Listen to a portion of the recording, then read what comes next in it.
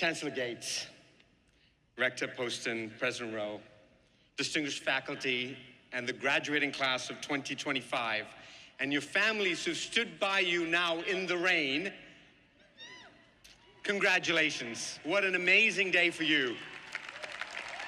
This is about you. What an amazing day. And this is a profound honor that you've bestowed upon me. I mean, honestly, I'm not exactly speechless because I got a speech to give, even though it's wet now. But here's the thing, right? When they ask you to do this, they send you a list of people who've spoken, people who've got honorary degrees. It's a real flex move. I don't want to say I'm humbled, but I am intimidated. I am really intimidated by this.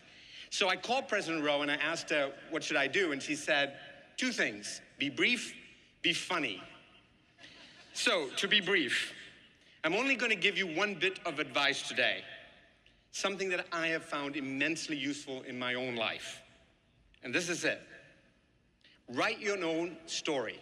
Write your own story. Don't chase your dreams. The funny bit, my big dream was killed by a pair of giant pandas. True story. I grew up in Africa, and my dream was to study African wildlife. So I came to the United States for graduate school to study the African cheetah. And I'd spent my first 2 years of graduate school doing all the work, taking classes, getting funding, getting my research proposal together. And the last step, I was in Washington, D.C., waiting for my research permit to come through from the Namibian embassy when I got a message. It was from my advisor to call him. So I go down to a payphone. We used to carry pockets full of change back then. Get on the payphone, and it's my advisor on the other end. It's a guy named Michael Soule, who is the father of conservation biology. And Michael says, your project has been canceled, come back.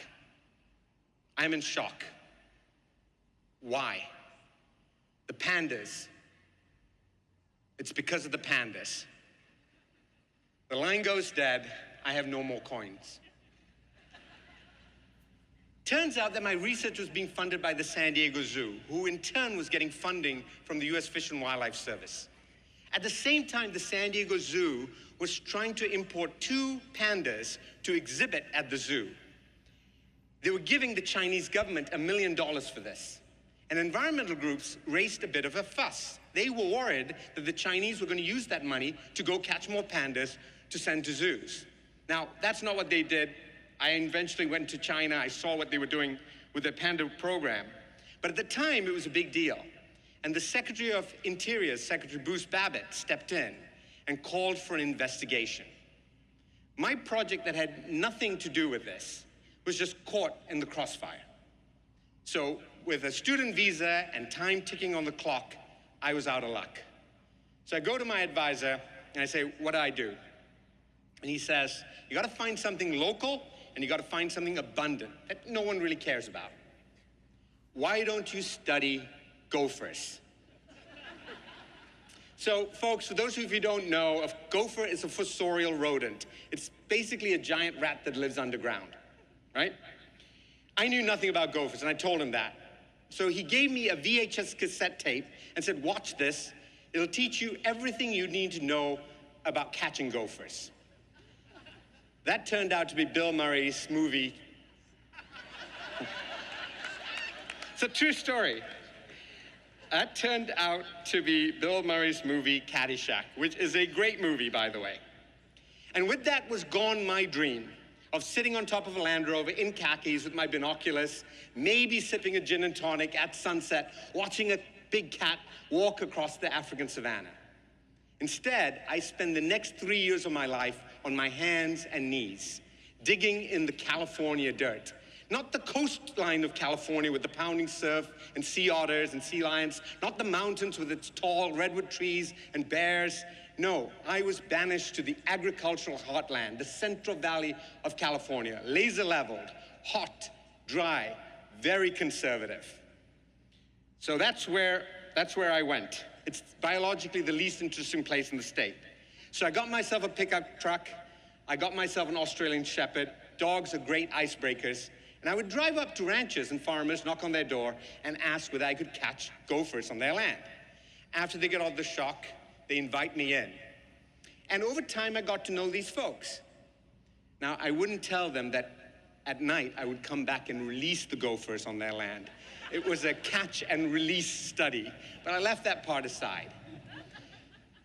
And this is what I learned. I learned that these were folks just like me. They cared about the land, deeply cared about the land. They would talk about drought. They would talk about the streams drying up. They would talk about the frost being late, the fire season. They were deeply worried about what they were seeing. And even though we didn't call it climate change back then, that's what they were feeling. And they were nervous. They were worried about what they were going to have to pass on to their kids. And I realized that even though we both cared about the same thing, the only difference was that we were speaking two different languages. I was speaking a language of love. I love nature. I love the spring wildflowers. They were speaking in a language of value. Two sides of the same coin. That moment is seared in my memory. It stuck with me, and it now forms the basis of everything we do at Conservation International. Love is a powerful emotion, but it's not enough to save the world. To do that, you also need value. And that principle is built into our work. Demonstrate that clean water comes from intact hillsides, that marine protected areas really are about fish banks for communities, that protecting mangroves or restoring mangroves is really about creating coastal resilience and sequestering carbon. That climate change is really about supply chains for commodities. Once you can demonstrate that at scale, you can create a perpetual flywheel. You can link production of the things we need to protection of nature. Simply put, if we cannot show that a tree is worth more alive than dead, we'll continue to cut down trees. That moment in graduate school that killed my dream and yet fundamentally shaped my career was not apparent to me in that moment. The death of my dream very much was. What do you think happens to our dreams? As far as I can say, there's only three things. For most of us, we sort of set them aside and get on with it. For others, we hold on to these dreams much too hard, hoping, waiting, and we live a life of recrimination and mild disappointment. Or, very, very few of us actually achieve our dreams. Tends to be sort of elite athletes. The data on this is actually shocking. Like 6% of people will actually achieve their dreams, or say that they'll achieve their dreams. And when you talk to elite athletes who actually achieve these things, what do you get? I mean, take Michael Phelps, right? Winningest athlete out there. This guy dominated the sports of swimming. If Michael Phelps' achievements were divided into two people, he would rank #1 and #2 in the world. He wins 23 Olympic medals, and then what does he say? He says, I'm living a dream come true, I'm at the top of the mountain, and then you're like, what the hell am I supposed to do now? Who am I? Then he goes into a period of well-publicized depression. So if following your dreams is really a poor strategy for life, what is a better strategy? My saving grace, what worked for me, is seeing my life as a story. Actually, even this moment when we were thinking, could this be canceled? Could thunder showers happen? I mean, my speech might disappear, something I've worked on for some hours. I thought, well, look, that's actually a piece of the story. Years from now, I'll look back on it and it'll be a pivotal point and I'll make something out of it, right? That idea of seeing your life as a story and placing yourself in the story, that's a really great skill. And the good thing is you can all do it. You all did it as kids. I have a 5-year-old daughter. She's always in character. Sometimes she's Moana, sometimes she's like Elsa from Frozen, sometimes she's like a chef from Hell's Kitchen, sometimes, more recently, she's like a really sadistic doctor who'd be perfect in the pit, right? She's always in character. It's how she makes sense of the world. And as an adult, it's an indispensable skill.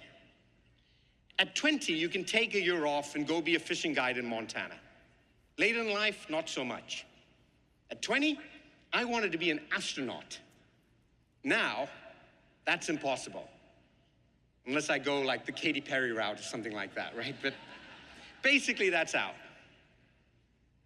As you get older, your chapters become far more prescribed, far more bound by what's in front of you than what's behind you. And as you get later in life, your life basically writes itself. By the end of your life, you're on ChatGPT. It's basically on autopilot. It's writing itself. That's how the book ends. And these later years are crucial years. You're at the height of your power. You have influence. You have responsibility. It's really important. The last third of your book, right? The last third of your book better be great. So who are you? Are you an adventurer? Are you an explorer, a rogue, a statesman? Are you a teacher, a magician, a spy? Are you Indiana Jones? A hero, an anti-hero, an underdog, a survivor, a chameleon? Are you a scientist?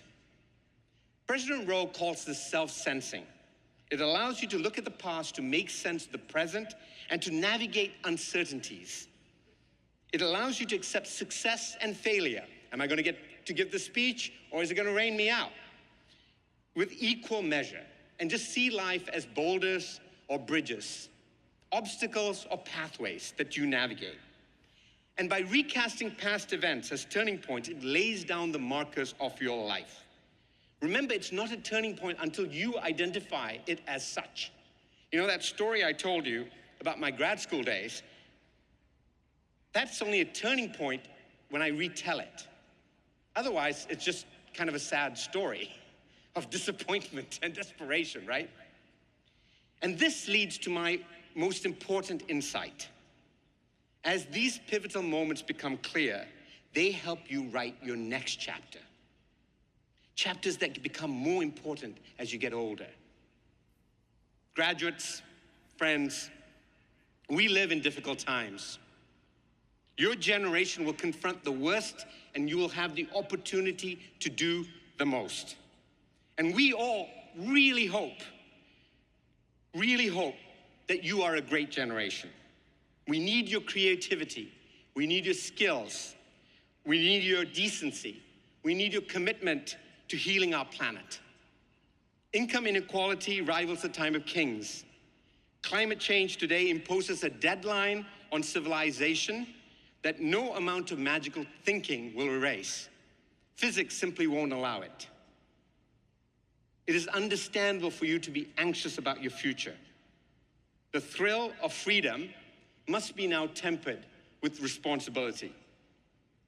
My best advice is this: leave your dreams in your bed. Don't chase your dreams. Write your story, and I promise you, you will be so proud of the ending. Congratulations, good luck, and thank you.